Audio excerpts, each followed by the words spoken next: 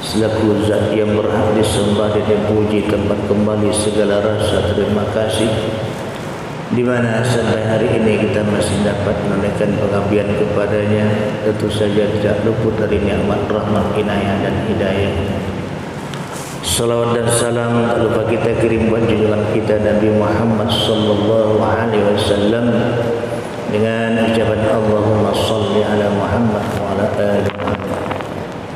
Bapak-bapak, para hadirin yang berbahagia, kemarin subuh kita telah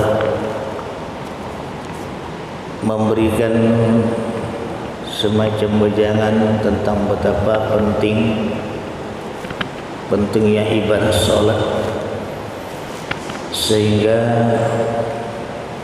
ada yang berpendapat karena sangat pentingnya itulah makanya sampai diadakan Isra Mi'raj.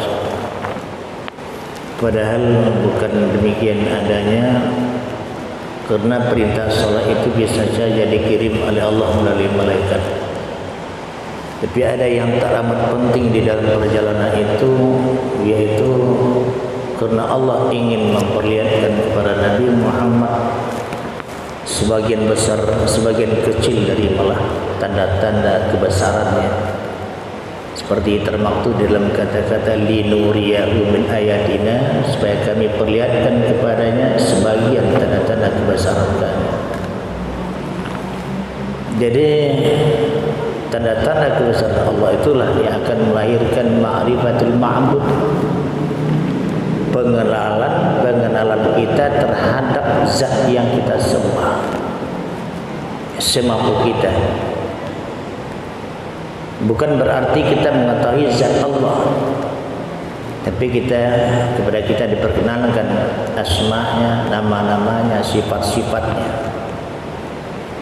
sehingga dengan demikian pada akhirnya kita akan merasakan bahwa memang Allah itulah yang berhak disembah dan tempat kembali segala harapan dan tempat tunduknya segala rasa takut.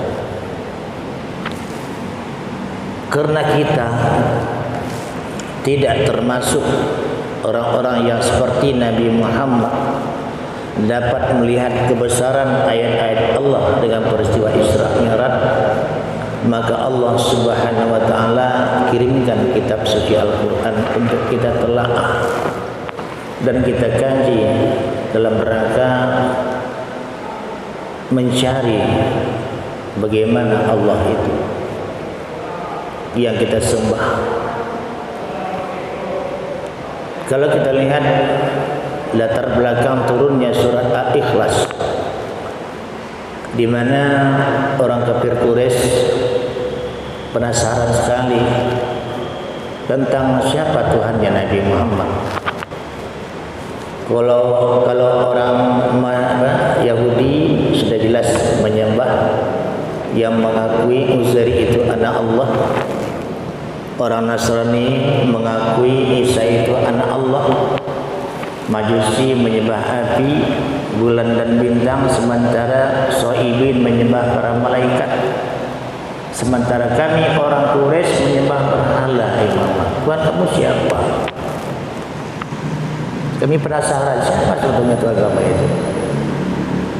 Orang kafir Quraisy itu yang disponsori oleh yang dikepalai oleh orang Ibn Tawfel bertanya kepada Muhammad, siapa Tuhanmu yang Muhammad? Nabi Muhammad pun juga bingung menggambarkan bagaimana ini. Akhirnya turunlah surah ini sebagai jawaban. Qul huwallahu ahad. Katakan Muhammad bahwa Tuhan itu adalah Zat yang Maha Esa. Bagaimana keesaannya itu? Sehingga dijelaskan lagi di ayat berikutnya, Allahus Samad. Allah itu tempat bergantung seluruh makhluk yang pernah diciptakan Allah. Mulai dari yang sekecil-kecilnya sampai kepada yang sebesar-besarnya, harapan mereka hanya kepada Allah, termasuk kita. As-Samadu dalam arti lain juga berarti tidak punya ruang, la jaufalah. Tidak ada ruang. Artinya tidak ada untuk menerima pertolongan dari selain dia. Dia tidak butuh kepada selainnya. Tertutup. Justru sebaliknya pertolongan itu datang dari dia kepada makhluk. Bukan dari makhluk kepada dia. Itu makna as-samad itu artinya la jawfala. Tidak ada ruang. Tidak ada rongganya. Demikian tertutupnya Allah itu dari membutuhkan kepada makhluk sampai-sampai disebutkan lagi dalam ayat berikutnya lam yalid wa lam yulad. Dia tidak beranak. Kalau dia punya anak berarti nanti mati Allah ada pewaris Tuhan. Begitu jadi. Walam yulad, tidak pula diperanakkan, dia bukan anak dari sesuatu. Kalau dia anak dari sesuatu berarti dia masih butuh kepada ibu. Masih butuh kepada bapak. Sekarang Allah tidak gitu. Lam yalid wa lam yulad. Begitu tuntas Allah menjelaskan. Yang pertama, katakan dia itu Esa. Satu pada zatnya, satu pada sifatnya, satu pada perbuatannya. Artinya tidak ada satu perbuatan makhluk yang menyamai perbuatan Allah. Tidak satu pun sifat makhluk yang menyamai sifatnya Allah. Kebesaran Allah tidak sama dengan kebesaran makhluk. Berapa hebatnya orang yang mengaku tidak ada satu pun yang bisa mengalahkan kami katanya. Tapi nyatanya dengan virus yang sangat halus mereka terpaksa tunduk. Menteri Pertahanan Amerika Serikat sekarang sudah termasuk, sudah dipenjara di dalam penjara bawah tanah dalam rangka menghindari virus corona. Orang terkuat di dunia juga bayangkan. Tapi kata Allah apa? Kamu kecil, kamu berkurung dulu di karantina di dalam penjara bawah tanah. Nauzubillah. Jadi selain Allah itu kecil, tidak memiliki kesempurnaan, keagungan seperti Allah. Siapapun makhluknya, apapun jenisnya, tidak memiliki kesempurnaan, tidak akan memiliki kesempurnaan sifat, perbuatan dan juga asma. Dia tunggal dengan sifat seperti itu. Tidak ada yang menyamai dia. Dia tidak butuh kepada orang lain untuk menyempurnakan sifatnya. Dia sudah sempurna sendiri. Sampai-sampai adanya tidak berawal dan tidak berakhir. Karena dia tunggal. Allahu Ahad. Kemudian yang lain Allahu Samad. Allah itu tempat menggantungkan, tergantung dari segala harapan. Lam yalid wa lam yulad. Tidak beranak dan tidak diperanakkan. Sampai Nabi mengatakan tidak beranak dan tidak diperanakkan itu fail rimu. Jadi siapa Tuhanmu itu? Bagaimana kita membayangkan? Walam yakun lahu kufuwan ahad. Dia tidak selevel dengan siapapun. Tidak ada makhluk yang sama dengan dia. Kalau kamu coba bayang-bayangkan, yang terbayang oleh otak kamu itu makhluk. Allah bukan itu. Ya, kalau pernah kita bayang-bayangkan Allah, yang terbayang oleh otak kita itu apa? Makhluk yang pernah terlintas di otak. Itu yang pernah dilihat. Karena dia tidak nampak. Gimana kita bayangkan? Yang bisa kita bayangkan itu yang pernah kita lihat. Yang bisa kita pikirkan itu sesuatu yang pernah kita lihat. Karena dia tidak bisa kita lihat. Bagaimana kita bayangkan? Dia di luar sana. Jadi nampak, terasa keesaan Allah. Berbedanya dengan makhluk. Yang kita lihat hanya apa? Rahman, Rahim, Maliknya dalam kehidupan ini. Begitu pengasihnya dia, begitu penyayangnya dia. Betapa tingginya kekuasaan dan kudratnya yang tidak dapat dibantah oleh siapapun. Dialah Malik, dialah Qadir, dia yang menguasai seluruhnya. Tidak ada satu yang bisa mengalahkan Allah. Jadi makanya ditutup dengan ayat ini agar kita tidak pernah berpikir Allah itu kira-kira begini, Allah itu kira-kira begini. Tidak bisa. Walaupun di dalam hal memahami Allah itu di atas, ini berbeda pendapat. Ada yang mengatakan kelompok Mu'tazilah, menurut orang yang mengatakan Allah itu berada di atas itu adalah mujassam, seakan-akan Allah itu punya jasad.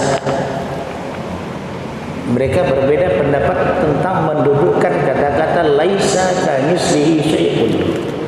Tidak ada yang sama dengan Allah itu satu apapun. Kalau Mu'tazilah kelompok Mu'tazilah memakai ayat ini dipergunakan di awal mulai berpikir. Allah itu di atas, masa iya Allah di atas? Allah kan tak punya tempat, tak tertutup, tidak ada lagi pikiran.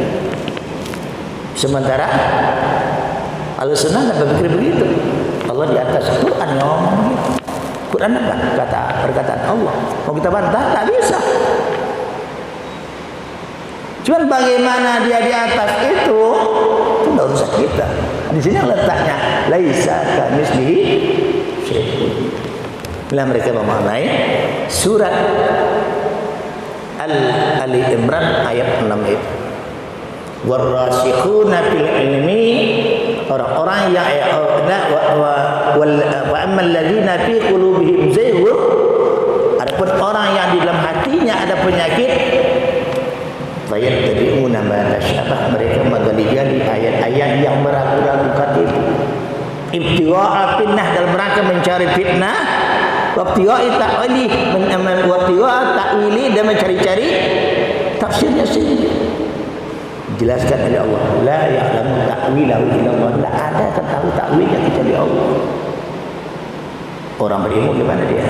Warasikhuna fil ilmi yaqulun amanna bi. Orang berilmu berkata, kami beriman dengannya. Kullum min indi rabbina, seluruhnya dari Tuhan kami. Wa may yadhakkaru illa ulul albab, tidak akan mendapat peringatan dengan ayat itu kecuali orang-orang yang mau berpikir. Jangan pikirkan Allah dengan otak manusia. Kenapa? Karena kita makhluk ruang lingkupnya sudah beda. Zatnya kita tidak bisa mengilmuinya. Makanya Rasulullah batasi, tafakkaru fi khalqillah wa la tafakkaru fi zatillah. Pikirkanlah makhluk Allah, jangan pernah pikirkan zat Allah. Kita hanya diberikan gambaran-gambaran bagaimana sifatnya Allah. Jika kita merasakan betapa tidak ada makna diri kita ini apabila berhadapan dengan kebesaran Allah. Tidak ada daya kita apabila berhadapan dengan kemahakuasaan Allah. Demikian barangkali yang dapat kita sampaikan siang ini, mudah-mudahan bermanfaat. Lebih kurang bermaaf, dan kalau wabillahi taufiq wal hidayah. Assalamualaikum warahmatullahi wabarakatuh.